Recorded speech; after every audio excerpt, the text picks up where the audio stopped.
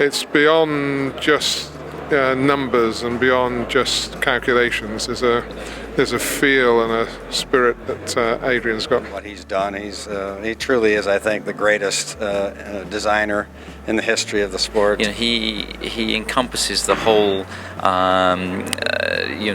the whole spectrum of the vehicle design. So he's very much a one-off.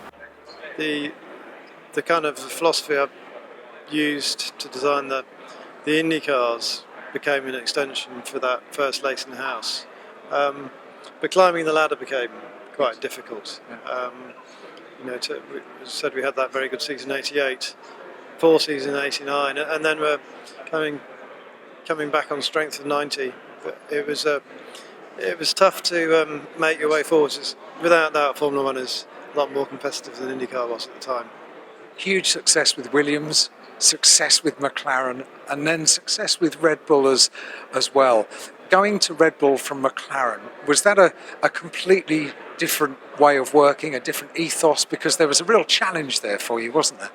It was a huge challenge. It was kind of, in many ways, I guess, a sort of unfinished business type approach from Leyton House, where I think had the funding continued, we could have hopefully got to the position perhaps where we could have won races and continued to move forwards, but unfortunately the money was drying up, and I kind of read that signal and left and went to Williams, and having then been lucky enough to work for two great teams with Williams and then McLaren, who clearly had won races and championships long before I joined, then I fancied the fresh challenge of saying, okay, going to a start-up team, can we develop together and really take that embryonic team and see where we can get to with it.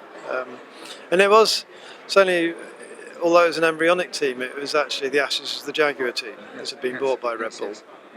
And I misjudged the task to start with, in as much as when I started at Williams and then McLaren, it was very much a design-based job, because the team had the infrastructure and the support and so forth, that I could simply be a designer. And I tried to do that at Red Bull, and we were floundering a little bit, certainly in the first year. And I realised that actually it was needed to spend more energy and effort on getting the infrastructure right and getting people working together properly. And that's what we kind of did, so that when the timing of the big regulation change for 2009 came in, at that point I felt we were ready to, everything was in place and we could have a proper go. His last job at Red Bull, absolutely perfectly. They had the balance in that team with him and Christian of fun, or work and play, shall we say. I think just about right. I think his McLaren days were probably a bit uncomfortable, but I think he was perfect at Red Bull. I think, Adrian obviously has a very creative mind, but he has a great feel for what a racing car needs to do, how it needs to respond, what sort of behaviour it has to have. And that's almost an intuitive thing that evolves in your career.